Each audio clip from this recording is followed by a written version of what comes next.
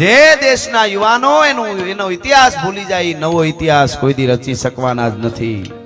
મહારાણા પ્રતાપ હવારના પોરમાં પહાડમાં એક છીપરની માથે બેઠેલા ને સામેથી બે માલધારી સમાજના બે જોડલું હોયો આવે. ધીરા ધીરા વયા બે માણસ હતા, પતિ પત્ની નજીક આવ્યા. મહારાણા પ્રતાપને સામે ઊંચો હાથ કરીને જય માતાજી કર્યો. જય માતાજી કે જય માતાજી શા? રાણા પ્રતાપને ઓલા બે ઓળખ્યા નહીં, કારણ કે મહારાણા પ્રતાપ જંગલમાં રહેતા એટલે ભીલના પોશાકમાં વધારે રહેતા, એટલે ઓળખે નહીં. એને ખબર નહીં કોઈ માણસ છે રાણા પ્રતાપ છે એ ખબર નહીં, એટલે જય માતાજી કે જય માતાજી. એમાં બે માણસને જોયા ને એવા બે માણસના હાલવું બોલવું, એવા ગુણ, એવા રૂપ અને એવા પ્રસન્ન શરીર. મહારાણાને એમ થયું કે આહા, આવા બે માણસે આના સંતાન કહેવાય છે, પણ ભેળા કા નહીં? પૂછ્યું, કઠેરણો વેશા, ક્યાં રહ્યો છો? ફલાણું ગામ. ક્યાં જાવ છો? માતાજીની માનતા જાય. માલધારી સમાજના બે માણસ. એટલે મહારાણા પ્રતાપે પૂછ્યું, ટાબર બાબર નહીં વેશા? છોકરા બોકરા નથી કે નહીં વેશા? નથી.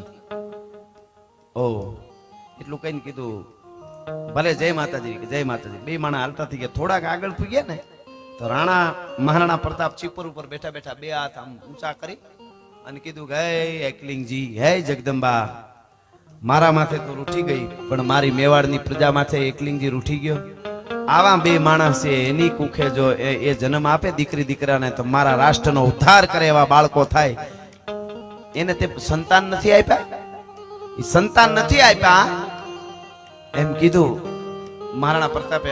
એટલે ઓલા બે માણસ સમજી ગયા, પાછા વળ્યા. બે પુરુષ હતો, એને કીધું ભાઈ તમે જે હોય અમે તમને ઓળખતા નથી, પણ અમારે સંતાન નથી, અમારે સંતાન નથી, એમાં ભગવાનનો કોઈ વાંક નથી. કે તો કઈ ખોટકા પણ છે? તમારા લગ્નને કેટલા વર્ષ થયા? તો 11 વર્ષ. 11 વર્ષ લગ્નને થઈ ગયા, હજી સંતાન નથી. એનું કારણ શું? ભગવાન નહીં તો કોનો દોષ? કે અમારા મેવાડના કિસ્મતનો દોષ છે. કે હું કઈ સમજ્યો નહીં. રાણા પ્રતાપે કીધું. ઓલાને ખબર નહોતી કે રાણા પ્રતાપ છે. હું કઈ સમજ્યો નહીં.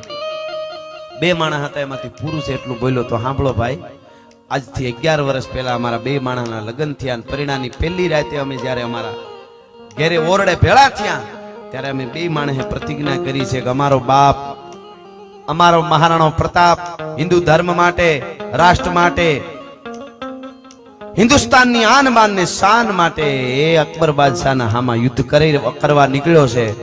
એનું મેવાડ એને પાછું ન મળી જાય સંપૂર્ણ, ત્યાં સુધી અમે બે માણસ સંસારનો કોઈ વ્યવહાર નહીં કરી, આવી પ્રતિજ્ઞા લીધી છે ને એટલે અમારે સંતાન નથી. આ હા હા હા હા.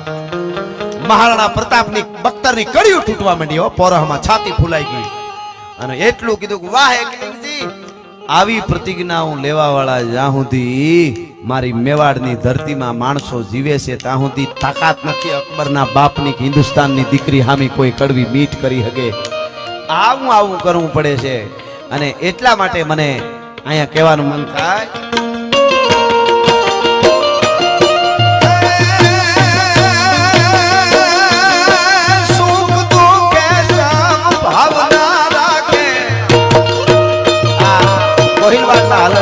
અમારા ભગતબાપુ ગોહિલોને સંબોધી અને સમગ્ર ભારતના ક્ષત્રિયો માટે કીધું છે.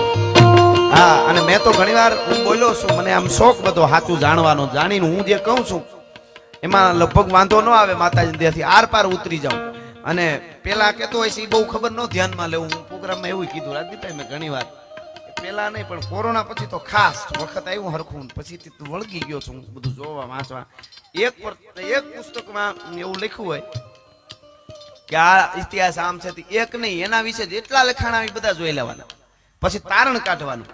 દાખલા તરીકે અમે રાજદીપભાઈ એમ કહીએ અહીંયાથી કે અમે ગાડી લઈને નીકળ્યા, પ્રોગ્રામ પૂરો કર્યો રાત્રે, દાખલા તરીકે 1 વાગે પૂરો કર્યો, દાખલો આપું છું, અને પછી અમે નીકળ્યા બે ગાડી લઈને 1 વાગે બરાબર નીકળ્યા તારાપુરથી, અને 2 વાગ્યા ત્યાં રાજકોટ બોલા ફલાણા ભાઈ ભેગા થઈ ગયા. તો ખોટું હોય ને, 1 કલાકમાં રાજકોટ ન પુગાય, બધાને ખબર પડે.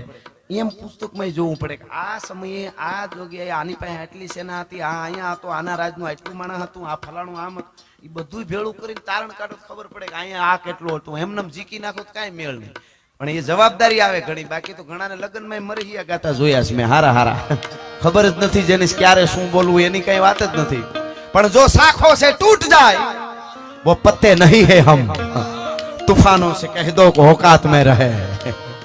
જેને હાર પાર જીવવું છે એના માટેની આ બધી વાતો છે. જેને જીવી જવું છે, દ્વંદ કહા તક પાલા જાય. યુવાનો તમારા બધાય માટે દ્વંદ કહા તક પાલા જાય, युद्ध कहां तक टाला जाए, तू भी राणा का वंशज है फेंक कहां तक भाला जाए, द्वंद कहां तक पाला जाए અને યુદ્ધ કહાં તક ટાલા જાય. આ દેશનો યુવાન એવો હોવો જોઈએ કે દુનિયાને ખબર પડે કે ભારતનો યુવાન કેવો હોય. એના માટે ઘણું ઘણું કરવું પડે, ઘણું ઘણું ગહાવવું પડે. એ વાત હકીકત છે. એમનું નથી થતું. રાતું ને રાત ઉજાગરા કરવા પડે, તબિયત સારી હોય ન હોય. હા હા, પણ કહેવાનો અર્થ મારો ઈ છે કે ઈ જે જીવી ગયા છે એની કથાઓ, જે જીવી ગયા છે એની વાતો જગતના ચોકમાં રહી. એટલે હું કહેતો હતો કે અમે ઘણીવાર અહીંયા 18 વર્ણ બેઠા છે. હવે આપણે બધાને એક થવું છે. હવે તો જ આ બધું આપણું ધર્મ ને આ બધું બચશે, આપણું રાષ્ટ્ર ને બધું. પણ એક ક્ષત્રિયો માટે હું બોલ્યો છું ઘણીવાર કે 5000 વર્ષમાં આ ગોહિલવાડનું ગોહિલોનું હાલરડું ગાવું છે મારે બે ઘડી. એટલે 5000 વર્ષમાં એક ક્ષત્રિયનો એક ઇતિહાસ મને કોઈ બતાવે. ઘણાને એમ લાગે કે તમે આના જ વાતું કર્યા કરો. એટલે એક ઇતિહાસ એવો બતાવે કે ક્ષત્રિયનો દીકરો ઘોડા ઉપર સવાર થઈ નીકળ્યો ઘરેથી. શું કામે? ઢોલ માંથી દાંડિયું પડી. શું થયું? કોઈ કે ઢોલ વાગે છે, પૂછે ક્ષત્રિયનો દીકરો તો કે ગાયું વાળી ગયા આપણા ગામની. અને પછી બાગડતા બાગડતા બાગડતા નીકળ્યો, ઘોડામાંથી સવાર થઈ નીકળ્યો, ગામના પાદરમાં પૂગ્યો. એમાં કોકે કીધું કઈ બાજુ જાવ દરબાર? અરે કે ગાયું વાળી જાય, કોક દુશ્મનોને મારવા જાઉં છું, ગાયુંને પાછી વાળવા. કરે પણ તમને ઈ ખબર છે ઈ ગાયું તો પટેલની છે, ઈ ગાયું તો દલિતની છે, ઈ તો ગઢવીની ગાયું છે, ઈ તો પ્રજાપતિની ગાયું છે, ઈ તો ચૌધરીની છે. એવું છે? મને એમ કે અમારી ગાયું. એમ કરીને ઘોડી પાછી વાળી લીધી. ઘોડી કે ઘોડો એવો 5000 વર્ષમાં એક જ ઇતિહાસ ખાલી બતાવો એટલે તેદું એનું બોલવાનું બંધ કરી દે. ભલા માણસ વાર કરજો ધણી, કોઈ હોતો ધણી પ્રજાના સૂરનો થાય ભેટો, પછી કાળજા વેરતો હાથ ક્યાં સાંભળે કેમ બેહી. બસ ઓલા પાછળ બેઠા એમનો એવો ભાવ છે કે વચ્ચે ઉભા એને હું દેખાતો નથી એકચ્યુઅલી. એટલે મરદ મરે તો માર્ગ મૂકીને મરે. હા, એટલે થોડું એવી રીતે આપણે હા બેસી જાજો બધા. વાહ વાહ વાહ, એટલે બેસી જઈ બધા. બસ વાહ વાહ. એટલે વાત તમને હું ઈ કરતો હતો કે રામના રસ્તે હાલવું હોય, સનાતન ધર્મના રસ્તે હાલવું હોય તો ઘણું ઘણું ગુમાવવું પડે. મેળવી લેવાનું કઈ હોતું નથી. હા, એવા ગીતો ન સમજતા. માલી લઈ તો કઈ નહીં, મારી નાખવાનું આન પ્રેમ કહેવાય.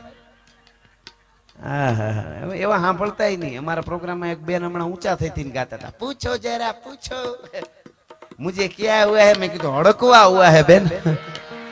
ક્યાં હુઆ? કીધું અહીંયા તો રહેવા દો.